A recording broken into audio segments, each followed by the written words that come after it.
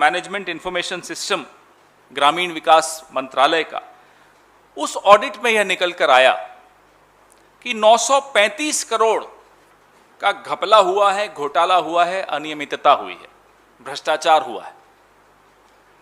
नरेगा में जो सबसे निर्धन है उसके लिए एक योजना है, जिस योजना के खिलाफत मोदी जी शुरू से करते आए थे और अब चुप हो गए क्योंकि समझ में आ गया उनको कि योजना क्यों है। गरीब के लिए योजना, उसमें भ्रष्टाचार, ये है नरेंद्र मोदी की सरकार। और ये कोई किसी निजी चैनल के, निजी अखबार के, मेरे, प्रणव जी के, संजीव जी के आंकड़े नहीं हैं, भारत सरकार के आंकड़े हैं। भारत सरकार के ग्रामीण विकास मंत्रालय का ऑडिट, सोशल ऑडिट यूनिट, उसके आंकड़े। ये ऑडिट जो हुआ था 2,65,000 ग्राम पंचायतों में, पूरे देश की, हर राज्य की, 2017-18 और 2020-21 के दौरान हुआ, एक बार हुआ। जो सबसे महत्वपूर्ण बात यह है कि ऑडिट की जो निष्कर्ष निकले हैं, उसमें यह निष्कर्ष स्पष्ट तौर पे आता है कि miss appropriation, financial miss appropriation हुआ, रिश्वतखोरी हुई।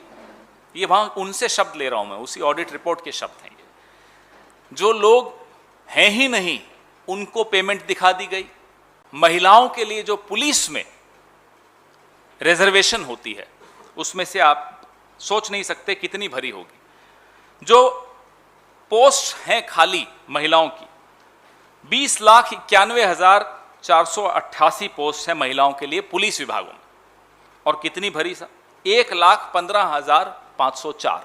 ये तीसरा उदाहरण है सरकार की असंवेदनशीलता का उन वर्गों के प्रति जिनको सब सरकारें प्रयास करती हैं कि और मजबूत बनाया जाए, उनको ताकतवर बनाया जाए, उनको एम्पावर किया जाए, उनका सशक्तिकरण किया जाए।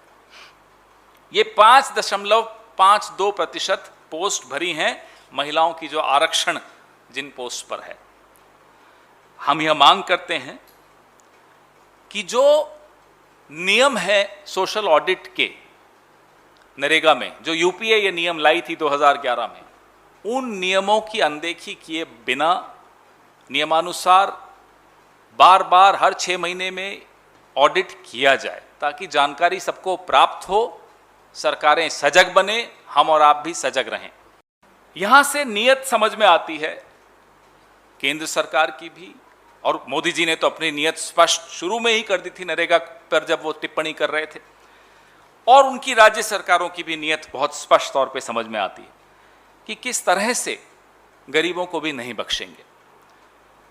ये कोई एक उदाहरण नरेगा का हो तो चलो समझ में आता है कि गलती हो गई होगी। आप इस सरकार की असंवेदनशीलता उसमें भी देखेंगे। 4% जो दिव्यांगों का कोटा था, वह भी समाप्त कर दिया केंद्र सरकार ने अभी हाल ही में, इसी सप्ताह। ये कोटा जो है CISF, CRPF, BSF, ITBP, Assam rifles, SSB, इन तमाम संस्थाओं में, इन तमाम विभागों में दिव्यांगों को फिर से विकलांग बनाने का जो प्रयास किया जा रहा है मोदी सरकार द्वारा, यह एक और उदाहरण है असंवेदनशीलता का।